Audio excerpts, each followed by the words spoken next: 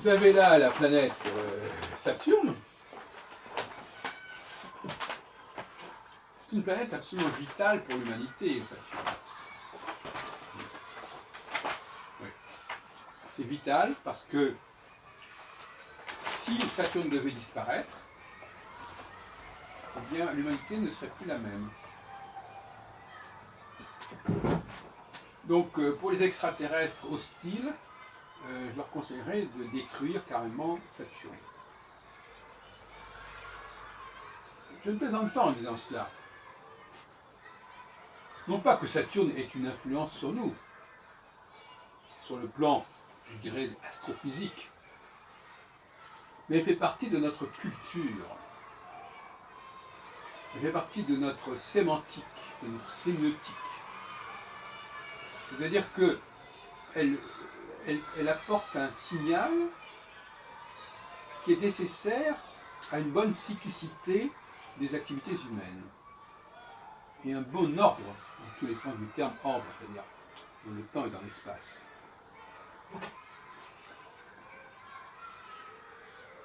Qu'est-ce qui se passerait si Saturne ne pouvait plus jouer le rôle que les hommes lui ont imparti il y a des millénaires? Eh bien, l'humanité ne fonctionnerait plus comme elle fonctionne depuis des millénaires. Ouais. On ne peut pas s'amuser à détruire Saturne pour vérifier ce que ça donne. Mais, je ne sais pas, en tout cas, il faudrait trouver un moyen de supprimer la perception de Saturne, dans certains cas, pour voir ce que ça donne. Bon. Peu importe. La question n'est pas là. La question, d'un point de vue anthropologique, c'est de comprendre que sans Saturne, il n'y aurait plus la guidance cosmique, la gouvernance cosmique. Ça dépend d'une théorie que j'ai développée et qu'on peut discuter, à savoir que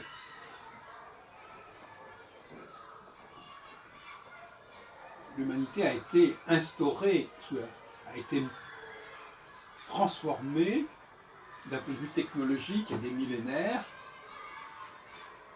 et qu'on a instauré à ce moment-là cette forme d'astrologie, dont je parle, saturnienne,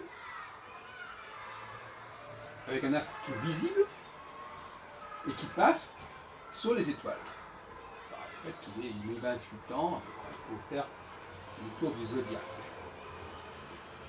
Et donc qui passe sur les principales étoiles du zodiaque, des constellations zodiacales. Enfin, ce ne sont pas des constellations, ça n'a pas d'importance. Ce sont pas des constellations, c'est une façon de parler. Ce sont des étoiles, ouais, qui se trouvent être inscrites dans des constellations qui elles-mêmes sont des constructions totalement arbitraires. Mais les étoiles, par contre, on les voit, elles sont là. Je dis ça entre parenthèses, parce que j'ai interviewé l'autre jour à Marjolaine, spécialiste de biodynamique, et lui me disait que ces gens-là suivaient le passage de la Lune dans les constellations au sens de la taille des constellations, c'est-à-dire pas de façon régulière. Alors, la question n'est pas seulement là. La question n'est pas simplement dans l'émetteur, c'est-à-dire le signal, il est dans la question du récepteur. Car s'il n'y a pas d'émetteur, il n'y a pas de récepteur. Et s'il n'y a pas de récepteur, il n'y a pas d'émetteur. Ou du moins, ça fonctionne à vide. Imaginons que Saturne disparaisse de la circulation, qu'il ne soit plus visible, qu'il ne soit plus détectable en quelque sorte. Eh bien, le cycle de 7 ans, qui se reproduit depuis des millénaires, et qui permet cette guidance technologique, ce Big Brother technologique, de maintenir une certaine tonicité au niveau de l'humanité, une certaine créativité, une certaine organisation, ça ne fonctionnerait plus. Et qu'est-ce que ça voudrait dire? Ça voudrait dire que les Saturniens, au sens où je l'entends, c'est-à-dire ceux qui sont capables de décoder le signal saturnien, ben, ils n'auraient pas de signal saturnien. Donc ils ne seraient pas enclenchés, ils ne seraient pas déclenchés par le signal saturnien, puisqu'ils ne, ce signal ne le percevraient plus. Alors imaginez ce que ça peut donner.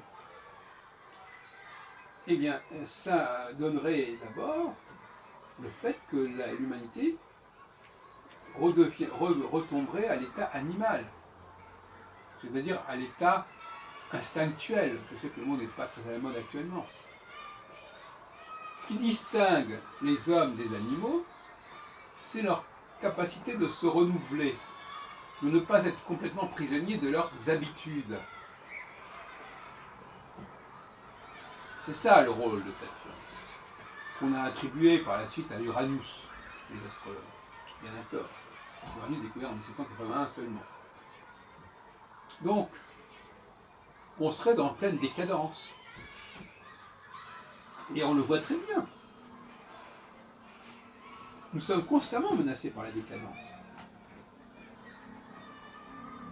Dans le domaine musical, par exemple,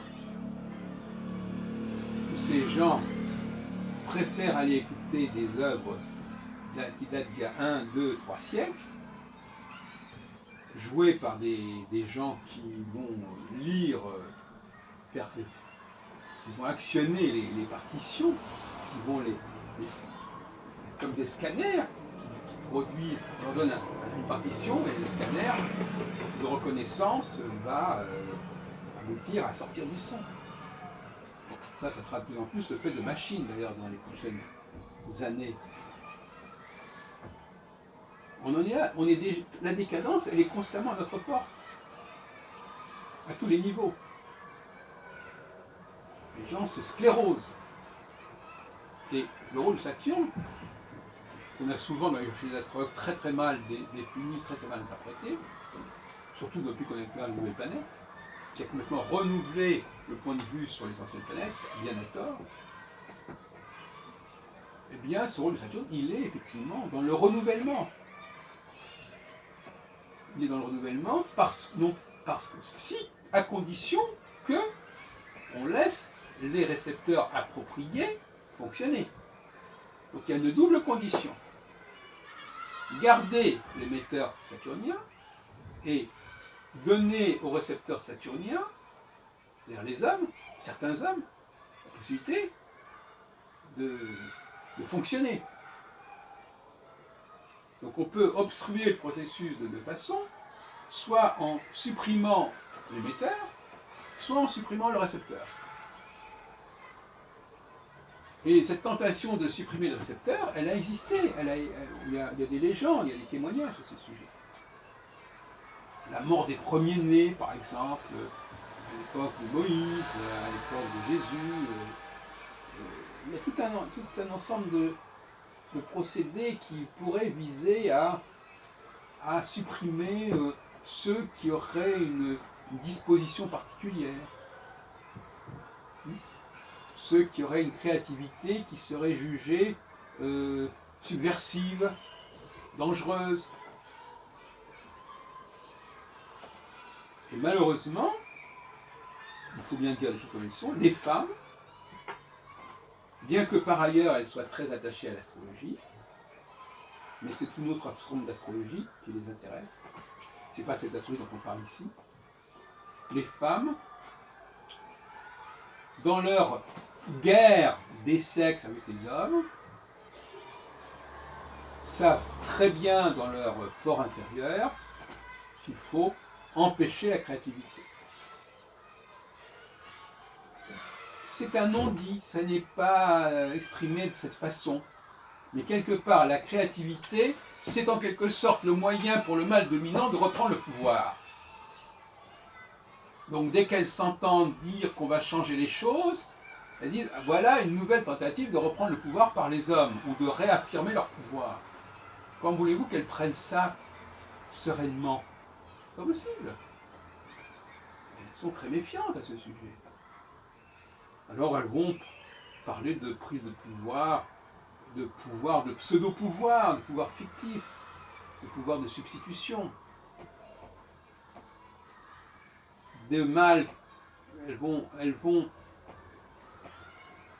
ne vont pas favoriser la véritable ascension de ceux qui sont capables de changer les choses.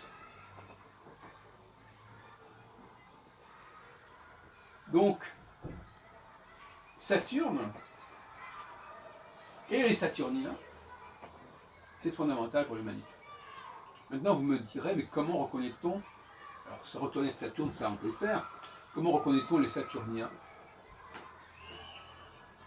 Alors, les astrologues diront, on regarde le thème astral, et si le thème a du Capricorne, ou je ne sais pas, ou un Saturne bien placé, on dira que c'est un Saturnien. Bon, merci du conseil. Mais pour reconnaître le Saturnien, à plusieurs éléments que je vais vous lister très brièvement. D'abord, le Saturnien, comme d'ailleurs on le dit souvent en astrologie, c'est un être très introverti au niveau de son fonctionnement. C'est-à-dire qu'il est un petit peu misanthrope, sinon misogyne. C'est-à-dire qu'il a besoin surtout de travailler avec lui-même, dans le silence. Le mot-clé du Saturnien, c'est silence. S comme Saturne, S comme silence. C'est le chut, chut. Et un Saturnien sera toujours très énervé par le bruit, les chuchotements, les bavardages autour de lui, qui lui font perdre ses moyens, qui lui font, qui limitent sa capacité de progression mentale. C'est un premier point. Et inversement, celui qui n'est pas saturnien, c'est celui qui ne respecte pas le silence, celui qui parle parce que justement, il est dans l'échange. Et la vie pour lui, c'est le bruit, c'est la parole, c'est l'échange.